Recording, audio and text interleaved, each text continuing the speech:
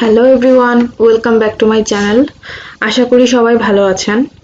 আজকে আমরা একটা নতুন টিউটোরিয়াল নিয়ে চলে আসছি। টিউটোরিয়ালটা হচ্ছে কিভাবে ব্যাকগ্রাউন্ড ব্লার করা যায়। আমাদের অনেকেরই ইচ্ছে থাকে যে আমাদের ছবি কেন ডিএসএলআর এর মতো হয় না, বা ডিএসএলআর এর ব্যাকগ্রাউন্ড যেরকম ব্লার থাকে আমাদের ছবিটা ওইরকম কেন হয় না। মোবাইল দিয়ে অনেক ভালো ছবি তোলার পরেও আমাদের ওই রকম ইফেক্টটা আসে না। তো চলুন ফটোশপের মাধ্যমে আমরা ওই ইফেক্টটা নিয়ে আসি, কিভাবে আনতে হয় তা আজকে আমরা দেখি। তো আসুন ভিডিওতে চলে যাই। তো এখানে আমি অলরেডি আমার ক্যানভাসের মধ্যে একটা ছবি রেখেছি। তো প্রথমে আমি যেটা করব, আমি সিলেক্ট অপশনে যাব। সিলেক্ট অপশনে গিয়ে সিলেক্ট অ্যান্ড মাস্ক ওই অপশনটাতে ক্লিক করলে প্রপার্টিসের একটা বক্স চলে আসবে। এখন আমার ইমেজটা অলরেডি ওভারলে মুডে আছে। এখানে অনেকগুলো মুডই আছে। যখন আপনারা সিলেক্ট এন্ড মাস্ক অপশনটা ওপেন করবেন তখন হয়তো বা আপনাদের অনিয়ন স্কিনে থাকতে পারে অথবা অন ব্ল্যাক, অন হোয়াইট, যে স্কিনেই থাকুক আপনারা জাস্ট ওভারলে অপশনটা ক্লিক করে নেবেন। আমার অলরেডি ওভারলে অপশনটা ক্লিক করা আছে। এখন আমি জাস্ট এই যে কুইক সিলেকশন দিয়ে আমার সিলেকশনটা করে নিব। সো আপনি এখানে সাইজটা আপনার অবজেক্ট অনুযায়ী সাইজ ছোট বড় করে নেবেন। ব্রাশের আমি আর একটু বড় করে নেই। পারফেক্ট। এখন আমি জাস্ট আমার অবজেক্টটা আমি সিলেক্ট করে নিচ্ছি।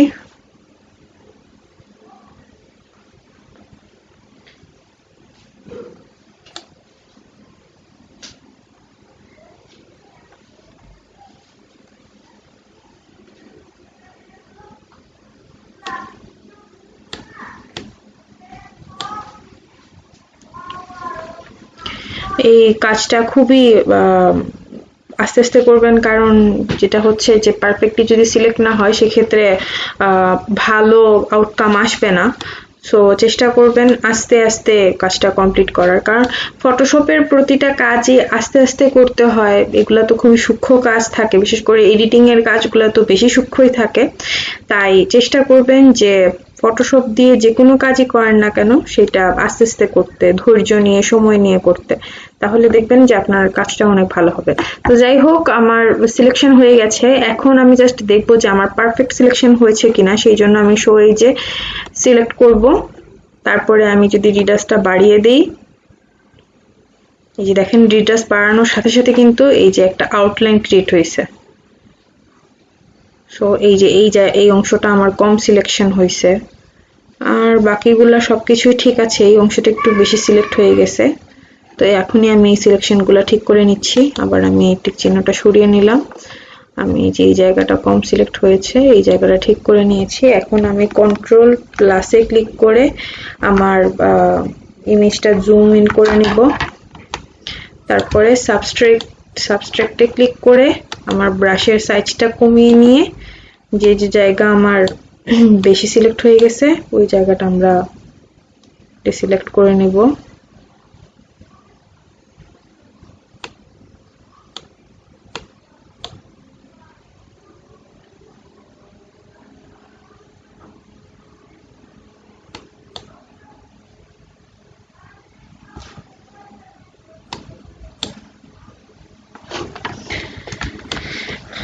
মোটামুটি আমার ছবির সিলেকশনটা এই যে এই জায়গাতে আমার কম সিলেক্ট হয়েছে, এই যে এই জায়গাটা আবার ভালো করে সিলেক্ট করে নিই।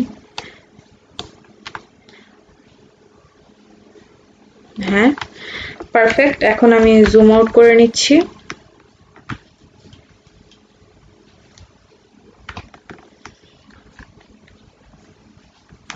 কিবোর্ডের কন্ট্রোল মাইনাস একসাথে ক্লিক করলে আপনার জুম আউট হবে, আর প্লাসে ক্লিক করলে আপনার জুম ইন হবে।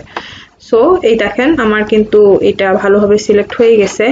এখন আমি যে জিনিসটা করব সেটা হচ্ছে রিফাইন ব্রাশ টুল দিয়ে আমি জাস্ট আমার যে যে জায়গাগুলা আসে নাই সেই জায়গাটা আমি নিয়ে আসবো। আমি ক্লিক করলাম।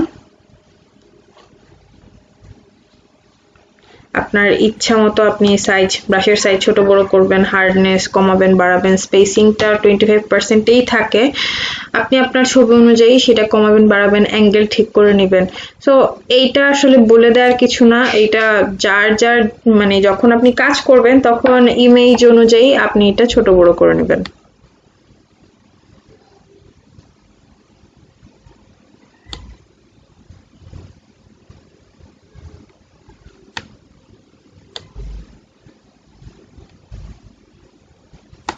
ব্রাশের সাইজটা একটু বাড়িয়ে নিই, হার্ডনেসটাও একটু বাড়িয়ে নিই।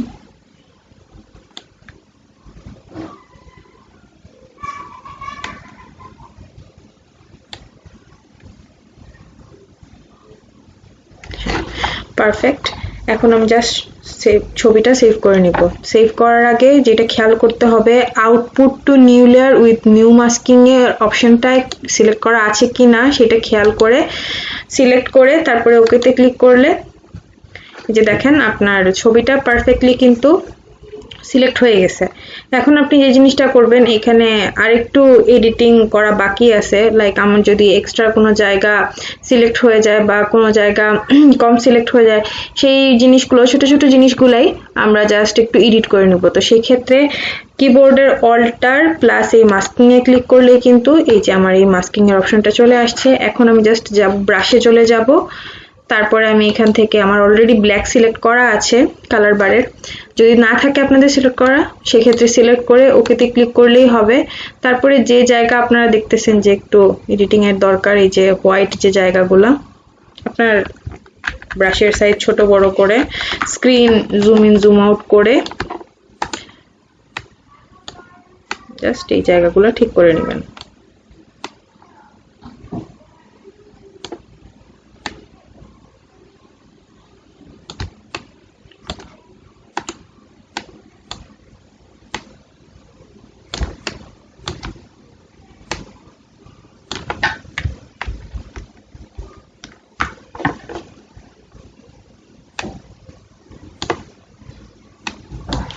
হ্যাঁ, আমার পারফেক্টলি এডিটিং করা হয়ে গেছে।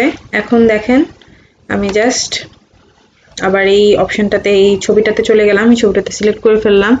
এখন আমি ব্যাকগ্রাউন্ডের লেয়ারে যাব, জাস্ট আই ওপেন করব, তারপরে আমি ব্যাকগ্রাউন্ডের ডুপ্লিকেট একটা লেয়ার ক্রিয়েট করব। এই যে আমার ব্যাকগ্রাউন্ডের ডুপ্লিকেট লেয়ারটা ক্রিয়েট হয়ে গেছে। তো আমি এখন প্রথম যে এডিটিং লেয়ার সেই লেয়ারটা আমি আই অফ করে দিব। তারপর লেসো টুল থেকে যে ডুপ্লিকেট লেয়ারটা আমি নিয়েছি সেই লেয়ারটা লেসো টুল দিয়ে আমি সিলেক্ট করব, জাস্ট অবজেক্টটা, নট ব্যাকগ্রাউন্ড।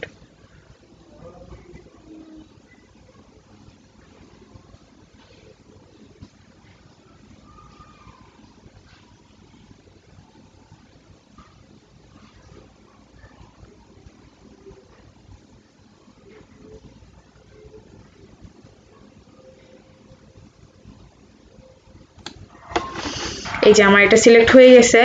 এখন জাস্ট আমি এডিটে যাব, এখানে ফিল আছে, আপনারা কিবোর্ডের শিফট প্লাস F5 এ ক্লিক করলেও আপনারা ফিলটা চলে আসবে, আবার এখান থেকে আপনারা ফিলে সিলেক্ট করতে পারবেন। তো আমি এখান থেকেই নিচ্ছি। ফিলে ক্লিক করার পরে আমি কন্টেন্ট এভার করে সেটাকে সরিয়ে নিব, আমার অবজেক্টটাকে ব্যাকগ্রাউন্ড থেকে সরিয়ে নিব। ওকেতে ক্লিক করলেই জাস্ট এই অবজেক্টটা ব্যাকগ্রাউন্ড থেকে সরে যাবে।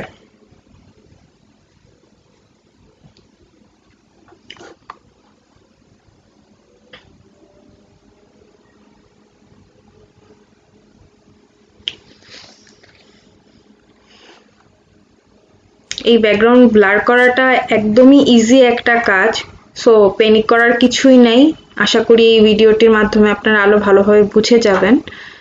তো এটা খুবই ইজি একটা ওয়ে। দেখেন আমার এটা কত সুন্দর করে অবজেক্টটা সরে গেছে। এখন জাস্ট আমি কন্ট্রোল ডি তে প্রেস করে এই সিলেকশনটা আমি সরিয়ে ফেলছি। এখন আমি আমার যে এডিটিং লেয়ারের আই অফ করেছিলাম সেইটা অন করে দিব। তারপরে আবার আমি এই লেয়ারে চলে যাব। এই লেয়ারে যাওয়ার পরে আমি ফিল্টারে যাব, ব্লারে যাব, তারপরে লেন্স ব্লারে ক্লিক করার পরে আমার একটা বক্স খুলবে।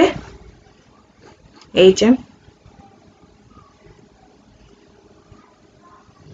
এই বক্সটা ওপেন হওয়ার সাথে সাথে এই যে আমার ব্যাকগ্রাউন্ডটা জাস্ট চলে আসছে।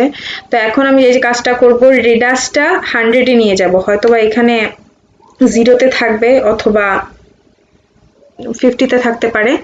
আপনারা আপনাদের ছবি অনুযায়ী কতটুকু ব্লার করবেন জাস্ট সেই অনুযায়ী এটা বাড়িয়ে কমিয়ে নেবেন। তো আমি পুরো 100-ই দিচ্ছি। তারপরে আমি এখানে আর অন্য কোনো কাজ নাই, জাস্ট ওকেতে ক্লিক করলেই কিন্তু আমার ব্যাকগ্রাউন্ডটা ব্লার হয়ে গেছে। তো এখানে একটু সময় নেবে প্রসেস হতে।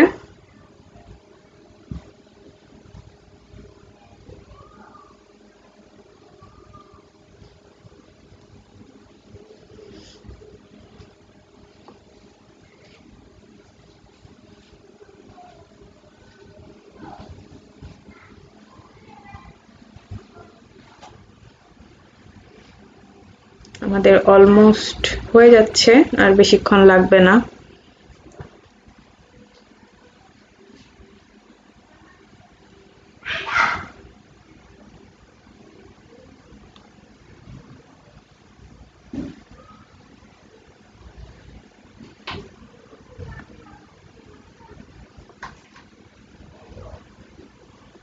ডান, আমরা ইজিলি একটা ব্যাকগ্রাউন্ডকে ব্লার করে ফেলছি। ইজিলি না, খুবই ইজিলি বলতে গেলে। এখন জাস্ট ফাইনাল একটা টাচ আপের দরকার।